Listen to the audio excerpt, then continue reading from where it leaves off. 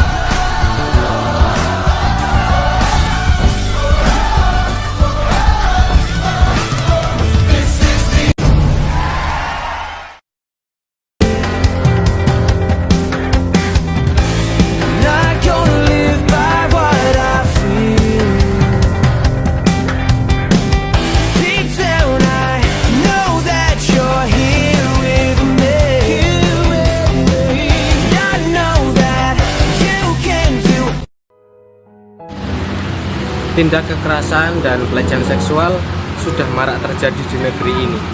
Perempuan dan juga anak-anak, mereka sering sekali menjadi korban dalam hal tersebut.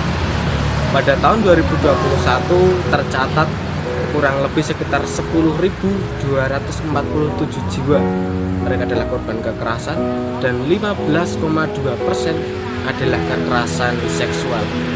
Hal ini disampaikan oleh Menteri Pemberdayaan Perempuan dan Perlindungan Anak dalam sebuah jumpa pers virtual pada tanggal 19 Januari 2022. Melihat hal yang demikian tentu sangat miris dan memprihatinkan sekali. Maka dari itu, gereja nampaknya juga harus terlibat di dalam hal tersebut. Kenapa? Nilai-nilai moral dan etika harus tetap terus digalakkan di tengah-tengah kehidupan masyarakat, khususnya jemaat. Gereja juga harus memberikan nilai etika dan moral yang lebih baik lagi. Begitu juga ketika ada tim Satgas tentang kekerasan dan pelecehan seksual, gereja juga harus mendukung, memberikan ruang supaya jemaat juga terlindungi, terayomi ketika mereka yang menjadi korban kekerasan dan pelecehan seksual. Gereja juga dapat mengedukasi kepada jemaat tentang seksualitas, sehingga secara spiritual, secara sosial, mereka yang sudah menjadi korban bisa terlayani dengan baik, dan umat juga dapat belajar lebih baik lagi supaya tindak kekerasan dan pelecehan seksual tidak banyak dilakukan. Bicara soal kekerasan seksual dan termasuk pembentukan Satgas oleh gereja dalam rangka pendampingan tentu secara holistik. Nah, di sini saya mau menyampaikan yang pertama, seksualitas itu anugerah Allah. Dalam penciptaan Adam dan Hawa yang memang secara seksualitas berbeda, sekaligus Allah memang memerintahkan supaya mereka bertambah banyak melalui kehidupan seksualitas mereka. Berarti jelas seksualitas itu anugerah Allah, sama dengan anugerah-anugerah lain, tangan, kaki, mata, dan kehidupan ini. Itu semua anugerah. Cuma pertanyaannya adalah apakah manusia bisa menempatkan anugerah itu sebagai sungguh-sungguh anugerah, atau justru menggunakannya untuk hal-hal yang menentang Allah.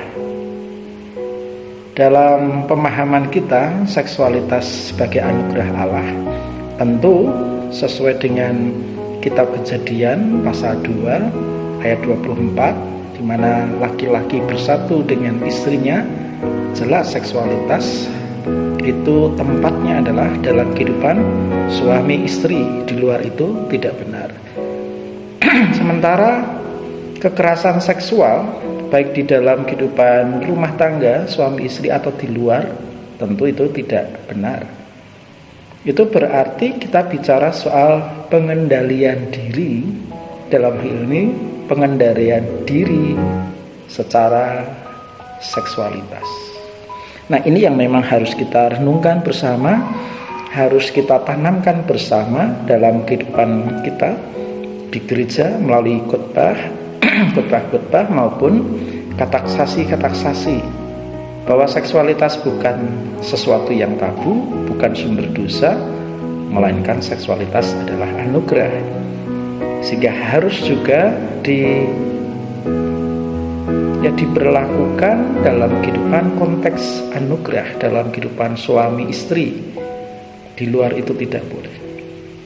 Kalau sampai terjadi adanya pelanggaran, penyimpangan, gereja memang secara real dipanggil untuk satu, melakukan tindakan preventif melalui khotbah-khotbah, termasuk dalam khotbah manten ataupun khotbah ataupun kataksasi atau khotbah yang lain.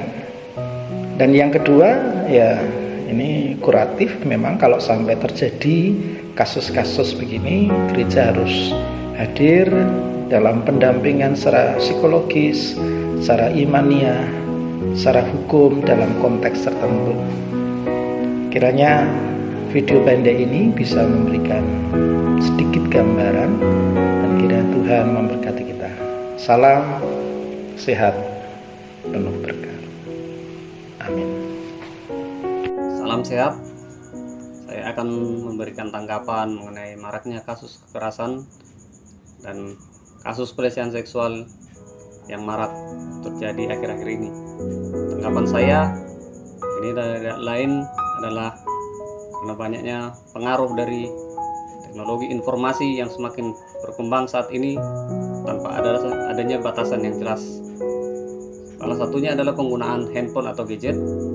Saat ini dapat dimiliki oleh siapapun, termasuk kalangan generasi muda, anak sekolah, bahkan sampai orang tua sekalipun bebas untuk mengakses informasi-informasi yang tidak berkenan atau kurang berhubungan dengan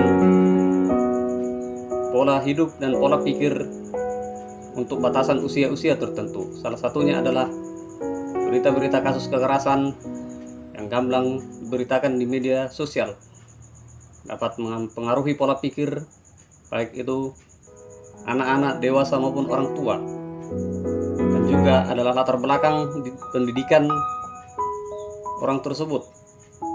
Mungkin sejak dari kecil kurang pendidikan dari orang tua maupun pengaruh dari lingkungan ataupun tetangga terdekat. Dan untuk itu saya juga sangat sepakat dan sangat setuju untuk dibentuknya tim Satgas,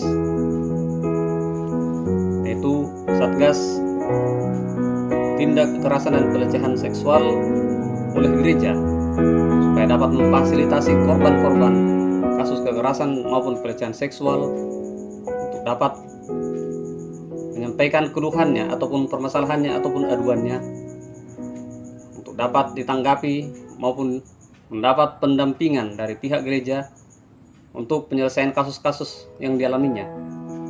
Karena jika tanpa ada laporan, bagaimana kita bisa tahu apa yang terjadi? Untuk itu diharapkan beranilah untuk melapor. Makanya diperlukan pembentukan Satgas dalam gereja terhadap tindak-tindak kekerasan maupun tindak pelecehan seksual.